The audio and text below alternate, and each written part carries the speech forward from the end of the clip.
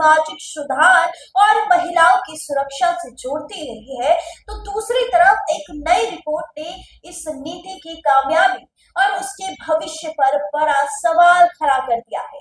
सवाल सीधा है, क्या बिहार में शराबबंदी अपने मकसद को पूरा कर पाई है, या अब सरकार को इस नीति पर दोबारा विचार करना चाहिए? एनसीएईआर रिपोर्ट के अनुसार, यानी कि national council of applied economic research की रिपोर्ट ने बिहार में शराबबंदी को खत्म करने की सिफारिश की है।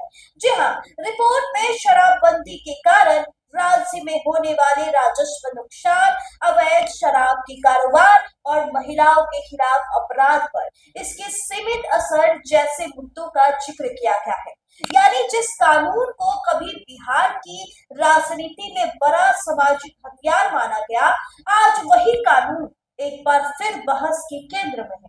लेकिन यहाँ सबसे बड़ा सवाल बीजेपी के लिए खड़ा होता है, क्योंकि शराबबंदी को खत्म करना सिर्फ आर्थिक फैसला नहीं होगा, बल्कि इसके साथ एक बड़ा राजनीतिक संदेश भी जुड़ा होगा।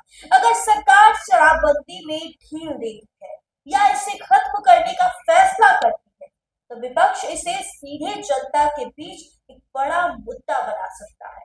सुशासन बाबू का है ये नीतीश कुमार का पूरा शराबबंदी नीति अगर बीजेपी फेल करती है तो। वही अगर शराबबंदी जारी रखती है तो रिपोर्ट में उठाए गए राजस्व नुकसान और अवैध शराब के कारोबार जैसे सवालों का भी जवाब देना होगा। यानी बीजेपी के सामने मामला कुआं या खाई जैसा बन सकता है। एक तरफ सरकार के सामने राजस्व बढ़ाने और अवैध शराब के कारोबार पर नियंत्रण की चुनौती है, तो दूसरी तरफ महिला और परिवारों के बीच शराबबंदी को लेकर बनी राजनीति और सामाजिक धारणा का सवाल है। बिहार की राजनीति में शराबबंदी कोई सामान्य कानून नहीं है, यह लंबे समय से महिला, गरीब, परिवार और सामाजिक बदलाव के मुद्दे से जुड़ी रही है। इसलिए इसे खत्म करने का फैसला सरकार के लिए बेहद संवेदनशील हो सकता है। अब विपक्ष के हाथ में भी एक नया सवाल, अगर शराबबंदी इतनी सफल है तो रिपोर्ट में इसे खत्म करने की सिफारिश क्यों? और अगर इसमें खामियां हैं तो सरकार उन्हें दूर करने के लिए क्या कदम उठाएगी? फिलहाल रिपोर्ट ने एक पुरानी बहस को फिर से जिंदा कर दिया है। शराबबंदी रहेगी या जाएगी?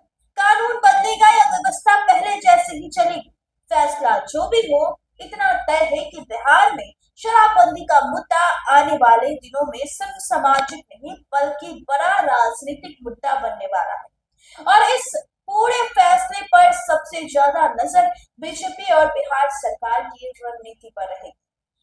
क्या दोस्तों, आपको क्या लगता है कि अगर बिहार में शराबबंदी खुलेगा तो कौन कौन सी नियम कानून आ सकती है?